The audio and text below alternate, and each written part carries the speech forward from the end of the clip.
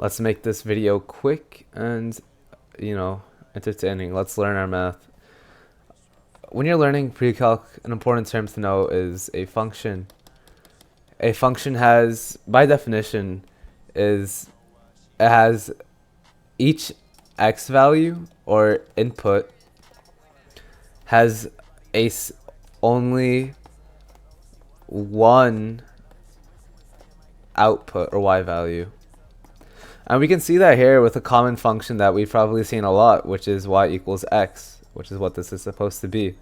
Here we can see, let's say at the point 4, we'll have 4, 4, and we'll have 3, 3, and so on and so forth. And really what's happening here is we see each x value only has one single y value. However, you might be confused with something like, let's look at y equals pi. Pi is a constant. Sorry if that's a bit confusing. You know what? Let's switch that up to y equals, like I said, y equals 3.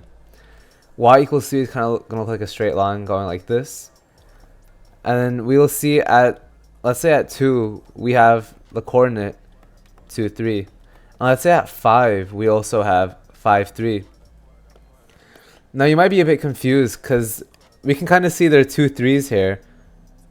But that when it comes to being a function, that really just doesn't matter. That's what really matters is that each x value only has one y value. That y value it has does not need to be unique, but it needs to be its only y output, which is why it's a function.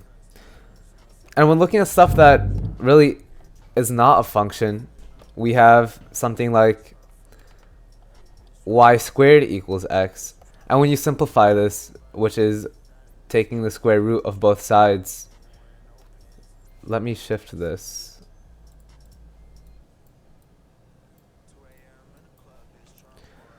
When taking the square root of both sides, you have to remember to firstly add the plus or minus. And after squaring, you get left with y equals plus or minus radical x. Now if we were to plug in, let's say the point x equals 4, we have plus or minus rad 4. If you do know your squares, we know 2 squared is 4, so rad 4 is 2. So the outputs we have are positive 2 and negative 2. And so we'll see at x equals 4, we have the point 4, 2, and we have the point 4, negative 2. And because the single x value here has 2 outputs, it is not a function. And that's really all you have to know for functions, or at least their basics. And let's kind of get rid of this and let's talk about the main functions. The main functions you'll hear about and really see commonly is y equals x, which is kind of just what I showed earlier, a straight line. Y equals x squared, which is a parabola, kind of looks like a U. Let me draw these arrows to make it more clear for you guys. Then we have, oh, how did that get there? Hello. Now we have y equals x cubed, which is a cubic function. It kind of looks something like this. Why does it do that? I'm so sorry, guys. Let's try this again. Please, OneNote, stay with me.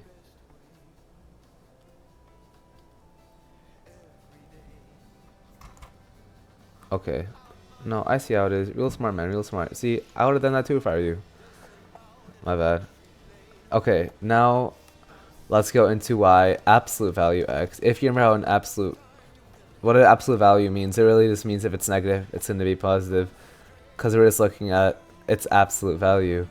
It kind of looks like a V, at least the original version. Then we have y equals, which one should I go over next? Let's go over you know, I'll throw in a silly one. Let's go y equals 1 over x. This is known as the reciprocal function, and it kind of looks like this.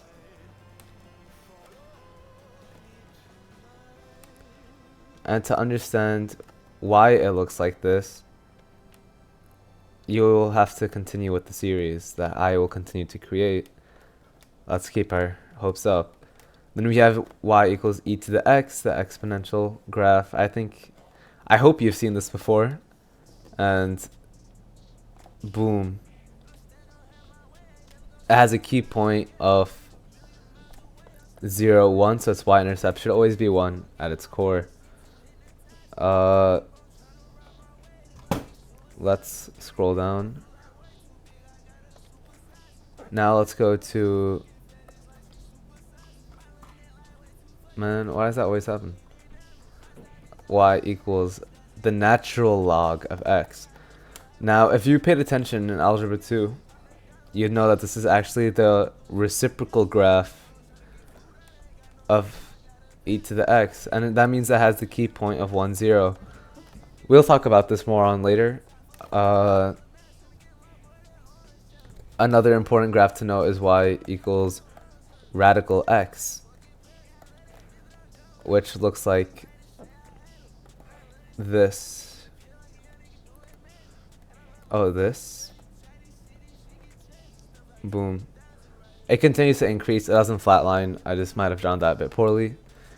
And finally, we have y equals sine of x, which has less aura than cosine. And we will say that because sine of x actually starts at the midline. It goes up to 1 and goes to -1 because of amplitude.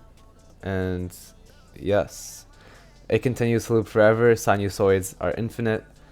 And then y equals cosine x is really similar. And if you remember from Algebra 2, if you were to shift this graph, they would equal to each other, but without shifting, there's slightly different versions. Cosine always starts at the max, and that's why it has aura. Please do not forget cosine starts at the max, and that's why it has aura. That's about it when it comes to important graphs and functions. I'll see you in the next video.